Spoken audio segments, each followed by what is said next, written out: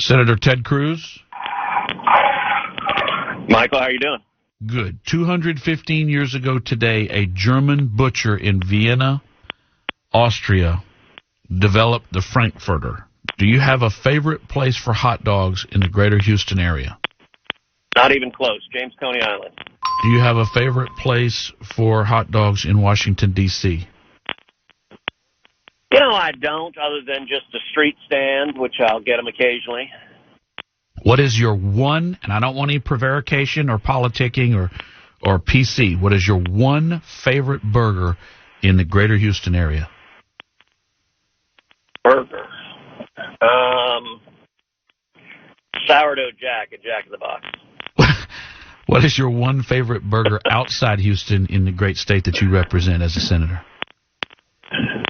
A Whataburger double with cheese and jalapenos. Do you put ketchup on hot dogs? Heck no. Mustard and relish. What is your do you eat sushi? I do. I don't. What's your favorite sushi restaurant in the state of Texas? Probably Kata Rabata. No, that's a good one. Yeah, I'll go for that. One favorite barbecue. One and one only. I'll say Cooper's. I like theirs actually up in Austin by the Capitol. What did you think of President Trump doing so well in Starr County and along the Mexican border towns?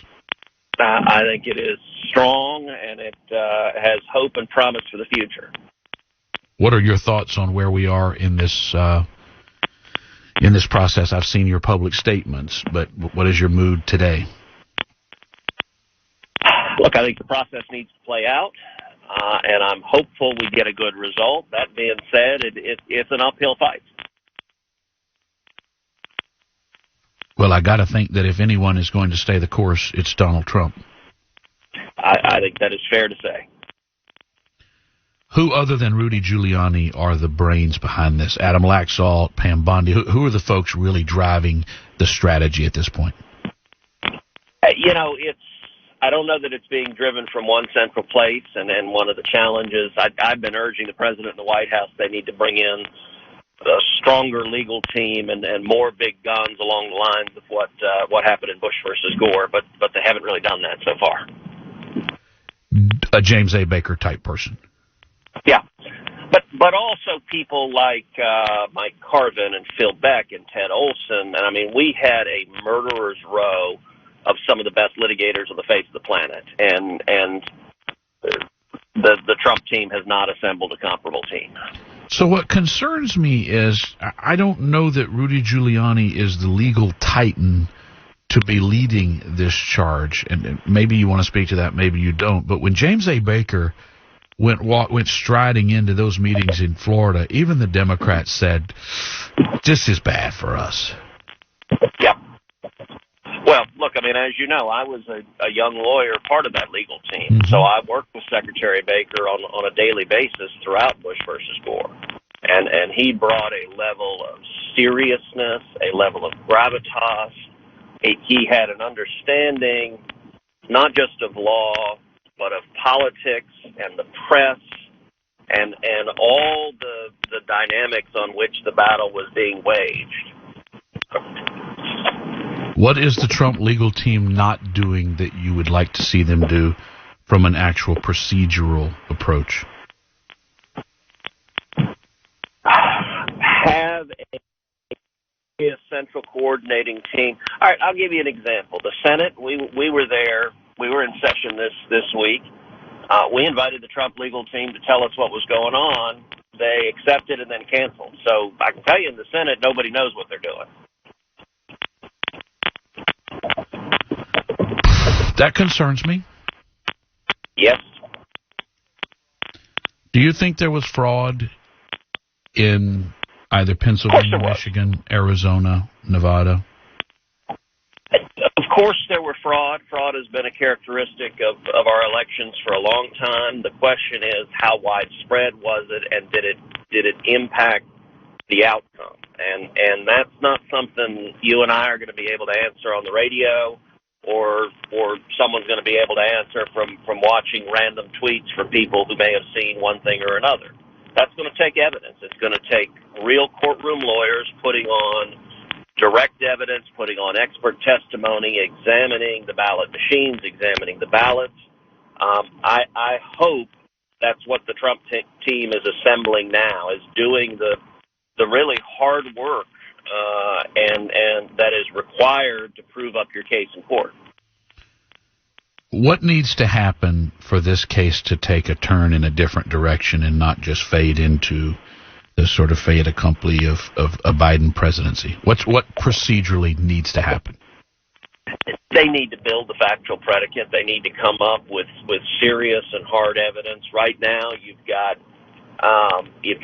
folks on the radio, folks on the TV that point to one example or another, but you don't have trial lawyers preparing for and presenting their case and laying out evidence. And by the way, presenting that case is not just to the court of law, it's also to the court of public opinion. And as best I can tell, their legal team is not doing that at all. Other than screaming, it's all fraud, they're not actually laying out cool, calm, methodical evidence, which is what it's going to take to change the path we're on right now.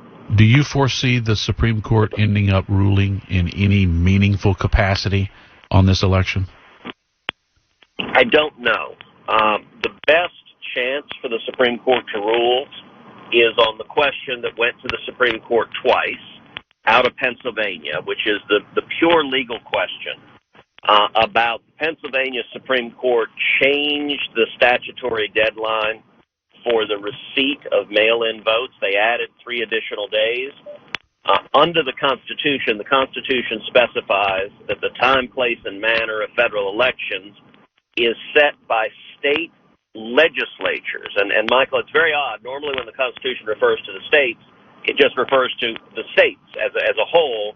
In this instance, it specifies the legislatures in particular, and so there is a pure question of law whether the Pennsylvania Supreme Court, which is a partisan Democratic court, can disregard the rules set up by the Pennsylvania legislature. I think if the Supreme Court, U.S. Supreme Court, takes that case, I think the court concludes no, they cannot. Justice Alito wrote an opinion this past week that made clear that the plaintiffs would be very likely to prevail on that case. That being said, whether the court takes the case, I think, is highly dependent on whether the case would be likely to make a difference in the outcome. All right. Senator Ted Cruz, hold with me for just a moment, just 1 second. We continue our conversation with Senator Ted Cruz. We spoke during the break. We'll play that when we're done with this, the live portion of our conversation.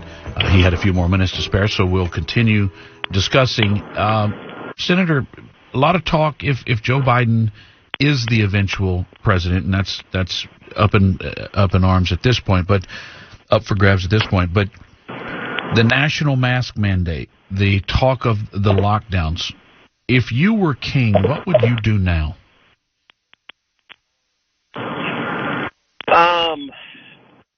Well, I wouldn't do a national lockdown or a mask mandate. I think the science doesn't back it up, and I think the harms to human life, the harms to human health, the harms to businesses and livelihoods from the lockdowns have been massive and destructive.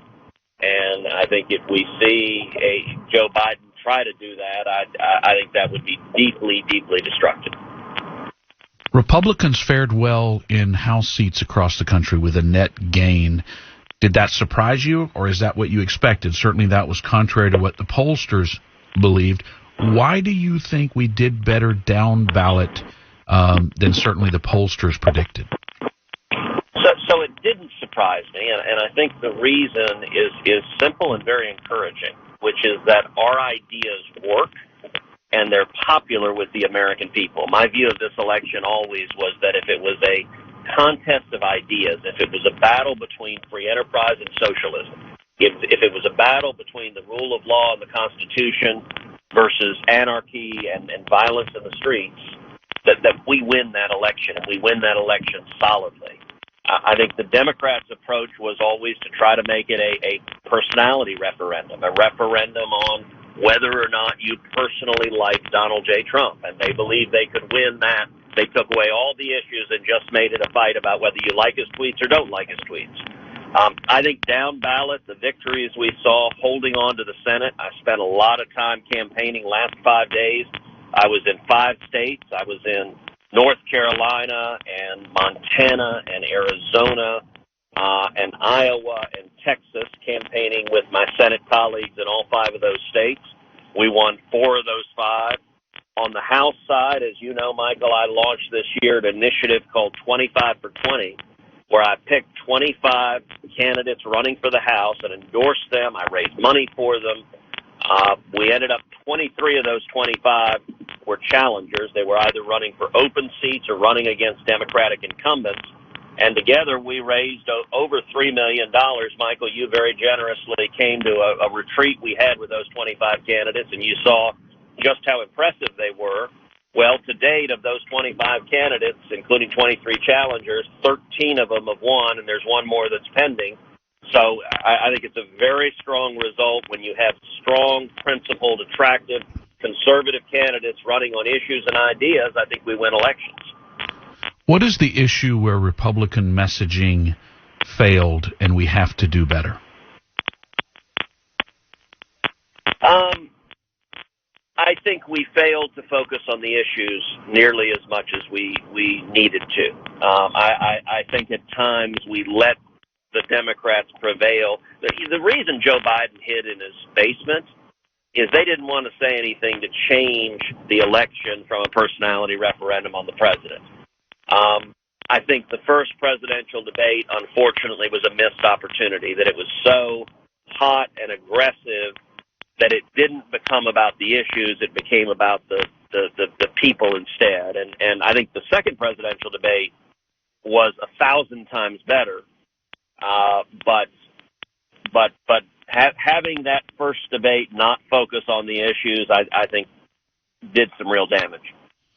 The discussions with McCabe and some of the FBI folks over the last few days that the Senate is still conducting, do you think there will ever be any accountability for the FBI officials and what they were up to in 16 and early 17? I very much hope so. It is deeply, deeply frustrating that there have not been prosecutions, there have not been indictments, that nobody's gone to jail. It's clear that numerous officials broke the law. They politicized the Department of Justice and the FBI.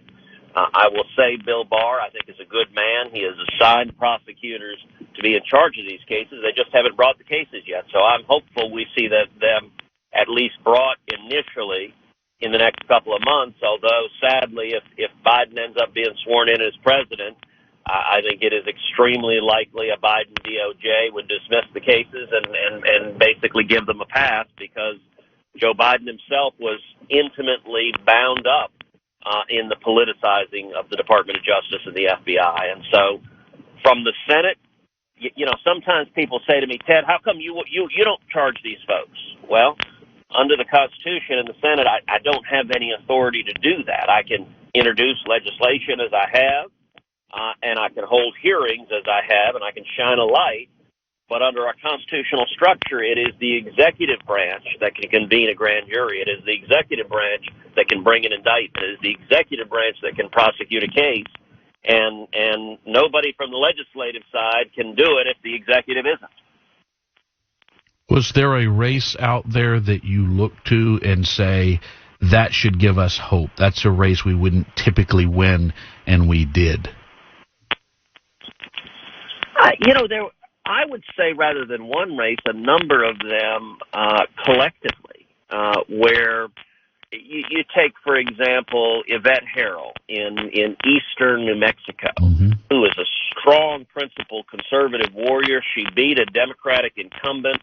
New Mexico is a blue state, but she ran on jobs and she ran on standing with law enforcement, defending the Constitution, and that was a pickup. And look, there's a reason Nancy Pelosi is facing a revolt from her members, because a whole bunch of her members lost because their ideas, funny thing is, it turns out abolishing the police is not a popular position. And the Democratic Party has let the crazies in their party set the agenda.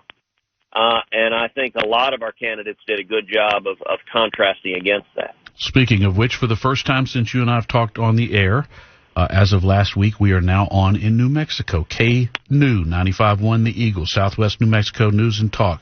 So a big thanks to Sandy Mesa, and the first time Senator Ted Cruz will be heard, at least on our show, in the great state of New Mexico. Were you surprised by the improvements for President Trump in Hispanic votes and in black votes? And I think you could drill down. I think we'll find the crosstabs will show us he did better with gays. He did better with immigrants. He did better with young voters. I think those are great opportunities for us to grow on, no matter what happens here. Absolutely. I was not surprised. I think we've seen in the last decade an inversion of the political parties. Conventional wisdom used to be that Republicans are the party of the rich and the Democrats are the party of the poor and the middle class. It is now exactly the opposite. Democrats today are the party of rich coastal elites, and Republicans are and have become the party of working class men and women. We're the party, and we need to remain the party of truck drivers, of steel workers, of waiters, of waitresses, of construction workers, of cops, of firefighters, of all the men and women who go and work and have calluses on their hands. That is the Republican Party, and I think the increases we're seeing in the Hispanic community and African American community are because that message of, wait a second, this party's fighting for jobs and I want jobs for my family, that's starting to be heard. We still got a lot more work to do in those communities, but I think there's reason to be very encouraged from the results of the last election. Senator Ted Cruz, your team is telling us you need to get on the flight. Thank you for being with us.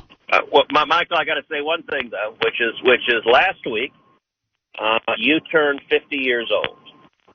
So happy birthday to you. And, I don't turn 50 till next month. I know. So for 1 month, I get to ask you the question, how does it feel to be a decade older than I am? I don't know what it's like to be in your sixth decade. So is there some wisdom you can give to this whippersnapper on the other end of the phone? That is to show respect to your elders, Senator. Show respect to your elders. You'll never go wrong. Sir, yes, sir. All right, buddy. Take care.